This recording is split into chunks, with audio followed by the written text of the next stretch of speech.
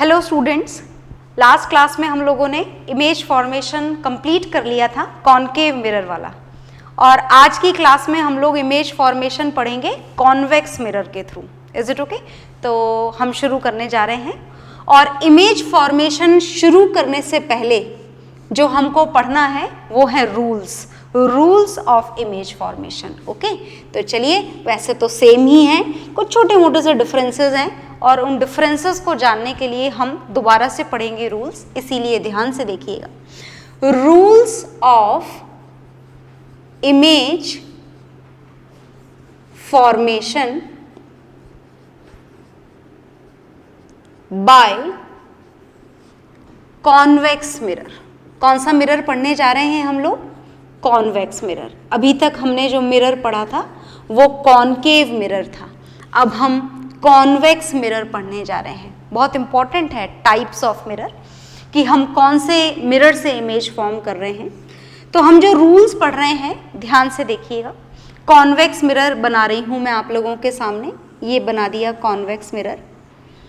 Concave mirror का उल्टा, in which this bulged out surface act as a reflecting one and the inner surface act as a rough surface। ये rough surface है, back surface, जिसमें silver polishing की जाती है और फिर उसे प्रोटेक्ट करने के लिए रेड कलर का ओपेक पेंट भी किया जाता है। ओके, तो ये जो कॉन्वेक्स मिरर है, डेफिनेशन आप कॉन्वेक्स मिरर के लिए भी सारी पढ़ चुके हैं, सेम ही थी।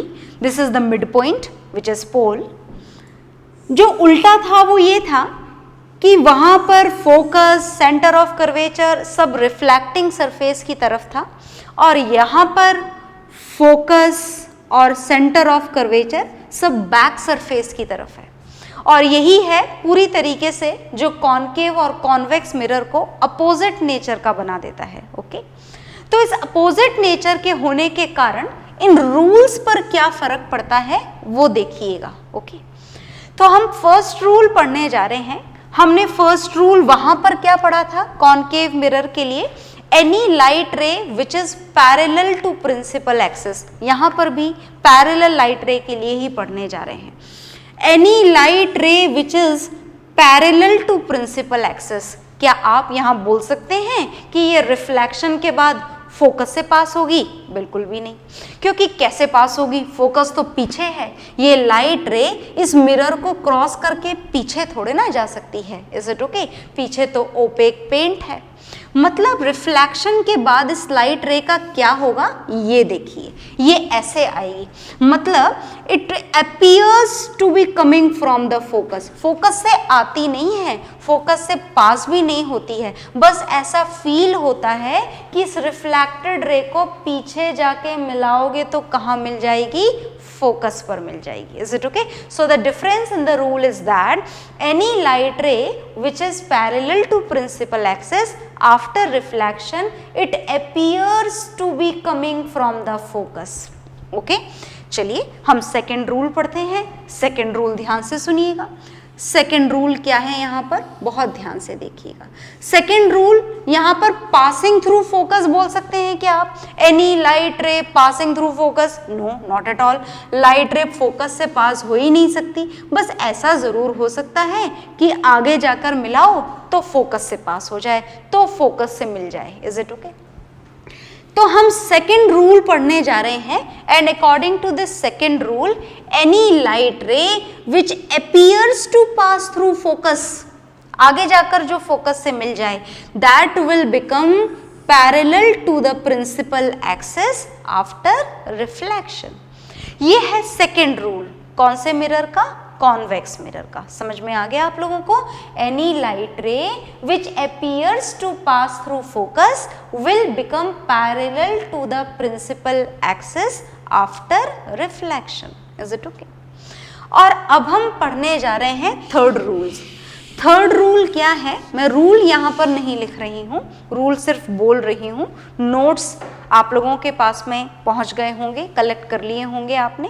तो ये रूल जो लिखे हुए हैं, नोट्स में लिखे हुए हैं, आपको उसमें से पढ़ना है और इन बातों को याद भी रखना है। ठीक है, तो अब हम थर्ड रूल पढ़ने जा रहे हैं।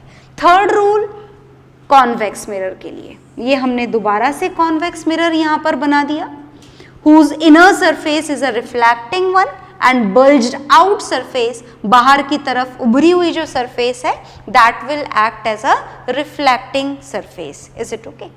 ये हमने बना दी बीच में से पास होने वाली लाइन, ये हो गया इसका पोल, ये फोकस और ये centre of curvature.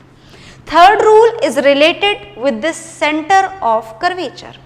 Centre of curvature का जो रूल है, देखिएगा मैं पीछे से बना रही हूँ डॉटेड लाइन, आप चाहें तो पीछे से बनाएं, चाहें तो आगे से बनाएं, जैसे आपकी मर्जी हो. तो रूल क्या है देखिएगा, रूल ये है any light ray which appears to pass through center of curvature, असली में तो हो ही नहीं सकती क्योंकि लाइट रे आगे से आ रही है और सेंटर ऑफ कर्वेचर पीछे है. तो any light ray which appears to pass through center of curvature, what would happen to this light ray? center of curvature से पास हो रही है, आगे से पास हो चाहे पीछे से, मतलब हमको समझ जाना है कि ये लाइन कौन सी है, नॉर्मल, क्योंकि नॉर्मल हमेशा स्फेरिकल मिरर में कहाँ से पास होते हैं, सेंटर ऑफ कर्वेचर से. और ये लाइन नॉर्मल है, इसका क्या मतलब है, इसका मतलब ये है कि एंगल ऑफ इंसिडेंस यहाँ पर कितना है, 0 डिग्री, और एंगल ऑफ रिफ्लेक्शन भी कितना होगा, 0 डिग्री. Is it okay? इसका मतलब कि this light ray which appears to pass through center of curvature will be reflected back along the same path. जैसे आ रही है वैसे ही वापस लौट जाएगी, चाहे लाइट रे ऐसे आए, देखो सेंटर ऑफ कर्वेचर को मिलनी चाहिए बस आगे जा कर के, then it will be reflected back along the same path. अच्छा, प्रिंसिपल एक्सिस के along भी आ सकती है क्या लाइट रे? बिल्कुल आ सकती है. देखो अगर लाइट रे ऐसे आ जाए देन ऑल्सो आगे जाकर कहाँ मिलेगी, सेंटर ऑफ कर्वेचर पर, मतलब इसका भी क्या होगा, will be reflected back along the same path. मतलब लाइट रे आगे जाकर अगर सेंटर ऑफ कर्वेचर पे मिल रही है तो डेफिनेटली उस लाइट रे का क्या होगा, it will B bounced back along the same path. Is it okay? तो ये 3 रूल आप लोगों ने पढ़े हैं कॉन्वेक्स मिरर के लिए, और इन 3 रूल के हिसाब से हमको अब इमेज फॉर्मेशन पढ़ना है. कौन से मिरर के लिए? कॉनकेव मिरर के लिए तो हम पढ़ चुके हैं, कॉन्वेक्स मिरर के लिए अब हम पढ़ेंगे. तो अब जो हमारा टॉपिक है वो है image formation by a convex mirror. Is it okay? चलिए, तो कॉन्वेक्स मिरर की इमेज फॉर्मेशन हम लोग पढ़ने जा रहे हैं. देखो ये रे डायग्राम मैं बना रही हूं, पर मेरे बनाने से कुछ होगा नहीं, ये आपको बनाने पड़ेंगे अपने हाथों से, पेंसिल से बनाएंगे, पेन से बिल्कुल भी नहीं बनाएंगे. Is it okay? और जब बार बार इनको बनाएंगे तो आपको इसकी परफेक्ट प्रैक्टिस हो जाएगी, तो बनाइएगा ज़रूर. तो अब हम पोजीशन ऑफ ऑब्जेक्ट, क्या हमको दोबारा वही 4 पॉइंट लिखने हैं? बिल्कुल वही जो हमने कॉनकेव मिरर के लिए जाने थे. First is position of object, second is position of image, next is, आप चाहें तो साइज पहले लिख लें, आप चाहें तो नेचर पहले लिख लें, कोई फर्क नहीं पड़ता इससे. Size of image which has to be compared with the size of object. Okay, और नेक्स्ट एंड लास्ट हमको लिखना है nature of image. Is it okay? चलिए, तो हमने कॉन्वेक्स मिरर तो बना दिया है, इसकी लोकेशंस भी मार्क कर देते हैं, पॉइंट्स भी मार्क कर देते हैं. ये हमने मार्क कर दिया इसका पोल, ये लाइन समझ रहे हैं आप, प्रिंसिपल एक्सिस, और अप्रॉक्सीमेशन के साथ बनाया हुआ सेंटर ऑफ कर्वेचर. पोल और सेंटर ऑफ कर्वेचर के बिल्कुल मिड पॉइंट पर आपको फोकस बनाना है. And now the first case for the position of object is when the object is kept at infinity. कहाँ रखने जा रहे हैं आप ऑब्जेक्ट को? इन्फिनिटी पर. कॉनकेव मिरर में भी रखा था हमने ऑब्जेक्ट इन्फिनिटी पर, कॉन्वेक्स मिरर में भी रखेंगे, ऑब्जेक्ट इन्फिनिटी पर है. Is it okay? तो बनाए हम यहाँ ऑब्जेक्ट? बिल्कुल भी नहीं. इन्फिनिटी को हम बोर्ड पर नहीं बना सकते हैं बिल्कुल भी, तो हम ऑब्जेक्ट यहाँ पर नहीं बनाएंगे, रेज बनाएंगे बस। कहाँ से आती हुई? इन्फिनिटी से। कितनी बनाएंगे? हमेशा 2। Is it okay? वैसे तो देखो कितनी भी बनाई जा सकती हैं, 1000 ऑफ रेज आती हैं एक एक ऑब्जेक्ट में से, तब जाकर के इमेज बनती है। पर हम यहाँ 1000 ऑफ रेज तो नहीं बनाने वाले हैं, तो हम मिनिमम से अपना काम चला रहे हैं। हम मिनिमम रेज बना रहे हैं विच इज ओनली 2, क्योंकि 2 इंसिडेंट रेज बनाओगे तो 2 रिफ्लेक्टेड मिलेंगी, और 2 रिफ्लेक्टेड के मिलने से हमारी इमेज बन जाएगी। Is it okay? चलिए, तो हम रेज बनाने जा रहे हैं कितनी? 2 इंसिडेंट रेज। कहाँ से आ रही है? ऑब्जेक्ट में से। ऑब्जेक्ट कहाँ प्रेजेंट है? इन्फिनिटी पर। मैंने पहले भी आपको बताया था, दोबारा याद दिला रही हूँ, जब भी रेज इन्फिनिटी से आती हैं तो कैसी होती हैं? Parallel to each other. Is it okay? तो देखिएगा, पैरेलल टू ईच अदर का मतलब, देखो मैं साइड में बताती हूँ आपको। जैसे लाइट रे ऐसे भी आ सकती हैं, पैरेलल टू ईच अदर बोला है मैंने। लाइट रे ऐसे भी आ सकती हैं, parallel to each other. Light ray ऐसे भी आ सकती हैं, parallel to each other. Is it okay? पर हम ये वाली पैरेलल और ये वाली पैरेलल काम में नहीं लेंगे। हम कौन सी काम में लेंगे? हम ये वाली काम में लेंगे, क्योंकि हमें ना इसके लिए रूल याद है। ओके, सिर्फ इसलिए। तो हमने पैरेलल टू ईच अदर के साथ साथ पैरेलल टू प्रिंसिपल एक्सिस भी ले लिया है। ओके, तो these 2 rays are parallel to each other. Yes. Are they parallel to principal axis also? Yes. Is it okay? क्योंकि हमें रूल याद है इसके लिए। क्या रूल याद है हमें इसके लिए? Any light ray which is parallel to principal axis after reflect, मैं पीछे से बनाती हूँ, आप भी पीछे से बनाइएगा। After reflection, it appears to be coming from the focus. Reality और जो आपने ड्रॉ करा है उसमें डिफरेंस समझ रहे हैं ना आप? देखो यहाँ से टकराई और यहाँ से वापस आ गई, पीछे का कोई रोल नहीं है। ये यूं टकरा रही है और यूं वापस जा रही है। Is it okay?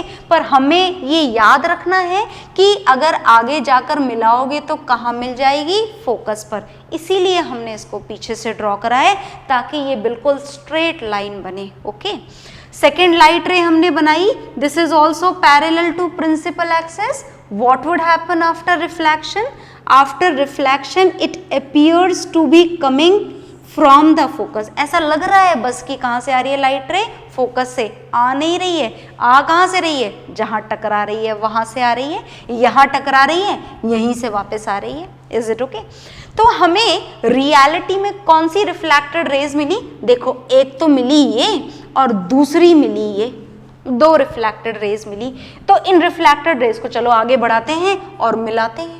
चलो बढ़ाते जाते हैं, आप भी बढ़ाते जाओ अपने घर में अपनी कॉपी में, और मैं यहाँ बोर्ड पे बढ़ाती जाती हूँ। क्या ये मिलेंगी कभी आगे जाकर? No, not at all. Is it okay? आप कितना भी आगे ले जाओ, ये रियलिटी में तो मिलने वाली नहीं है। और जब रियलिटी में रिफ्लेक्टेड रेज नहीं मिलती तो हमें क्या करना पड़ता है? तो हमें रिफ्लेक्टेड रेज का इमेजिनरी पार्ट ड्रॉ करना पड़ता है। कहाँ पर? मिरर के पीछे, जो हम ऑलरेडी ड्रॉ कर चुके हैं। देखिए, क्योंकि हमें रूल अप्लाई करना था, तो ये फर्स्ट रिफ्लेक्टेड रे, इसका इमेजिनरी पार्ट मिरर के पीछे, इमेजिनरी है इसीलिए हमने डॉटेड लाइन बनाई है।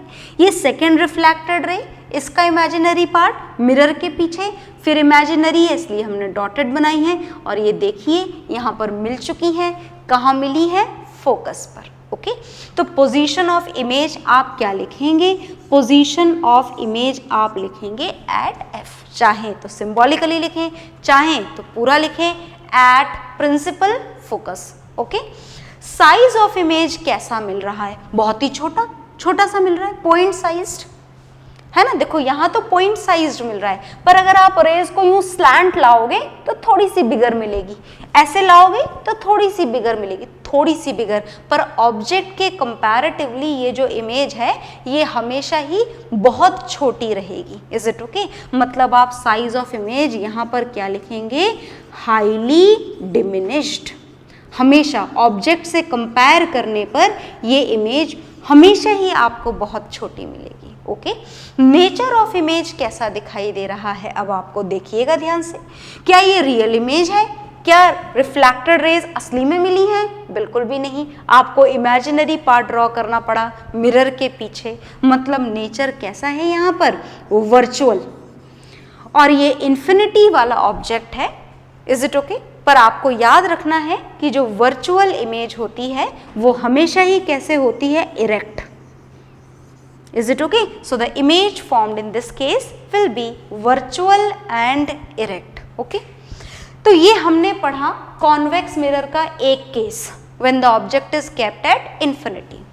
अब देखो, अब अगर मैं आपको बोलूं कॉनकेव मिरर जितने केसेस हैं क्या यहाँ पर? बिल्कुल भी नहीं। क्या आप ऑब्जेक्ट को यहाँ पर beyond C, at C, between C and F, at F रख सकते हो? बिल्कुल नहीं रख सकते हो। ये सब इधर है। Is it okay? तो मिरर के पीछे तो ऑब्जेक्ट हम रख ही नहीं सकते। मिरर के पीछे जाकर खड़े हो गए तो आपको आपकी इमेज दिखाई देती है क्या? बिल्कुल भी नहीं। Is it okay? मतलब ऑब्जेक्ट सिर्फ यहीं रखना है। तो एक बार तो आपने इन्फिनिटी पर रख दिया, और जो बाकी सारे केसेस हैं at C, at F, between F and C, वो कॉन्वेक्स मिरर में नहीं होते हैं, सिर्फ कॉनकेव मिरर में होते हैं। तो फिर दूसरा कौन सा केस होता है? दो ही केस होते हैं बस कॉन्वेक्स मिरर के। देखिएगा, ये यहाँ से सब रफ कर दिया है मैंने। नेक्स्ट केस हम लोग पढ़ने जा रहे हैं, और देखिए ये नेक्स्ट केस क्या है। ये हमने पढ़ा कॉन्वेक्स मिरर, ये बना दिया। Inner surface is rough surface and outer surface bulged out surface, ऊपर की तरफ उभरी हुई सरफेस रिफ्लेक्टिंग सरफेस। ओके, तो ये हमने बनाया पोल, ये अप्रोक्सीमेशन के साथ में फोकस, और इतने ही डिस्टेंस पर हमारा centre of curvature. Is it okay? चलिए आगे देखते हैं। ऑब्जेक्ट कहाँ रखें? सबसे बड़ा पॉइंट तो ये है यहाँ पर। तो सिर्फ एक ही केस और पढ़ना है आपको। When the object is kept between infinity and pole, pole और इन्फिनिटी के बीच में कहीं पर भी रख दें, ये पोल और ये लंबी चौड़ी इन्फिनिटी, इतना दूर ना रखें कि ऑब्जेक्ट दोबारा इन्फिनिटी पर पहुंच जाए। तो हमने ऑब्जेक्ट को यहाँ रख दिया, ठीक है। आपकी मर्जी हो थोड़ा और पास ले जाए, आपकी मर्जी हो थोड़ा और दूर ले जाए, इमेज के नेचर में, साइज में, पोजीशन में कोई चेंज नहीं आएगा, सेम रहेगा, ठीक है।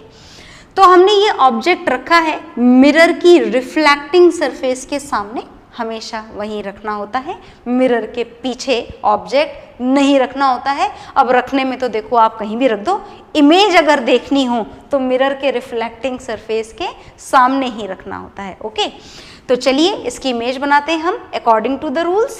First light ray parallel to principal axis, दिख रही है आप लोगों को? क्या होगा रिफ्लेक्शन के बाद? Will pass through focus? No, will appear to coming out from the focus, ठीक है। ऐसा फील होगा हमें कि लाइट रे कहाँ से आ रही है? ये फोकस से आ रही है क्या असली में? नहीं, बिल्कुल भी नहीं, फोकस पीछे है, पीछे नहीं जा सकती हमारी लाइट रे। ये गई और ऐसे आ गई। हाँ, इस रिफ्लेक्टेड वाली को पीछे मिलाओगे तो कहाँ मिल जाएगी? फोकस पर। ओके, सेकेंड इंसिडेंट रे बनाएंगे क्योंकि हमें दो रिफ्लेक्टेड रेज चाहिए। तो ये हमने बनाई सेकेंड इंसिडेंट रे। कौन सी है ये सेकेंड इंसिडेंट रे? कौन से लॉ को फॉलो कर रही है? देखिए, second incident ray is that which is appears to pass through center of curvature। असली में तो ये भी पास नहीं हो सकती, पर हाँ अगर इस लाइट रे को हम आगे जाकर मिला दें तो कहाँ मिलेगी? सेंटर ऑफ कर्वेचर पर।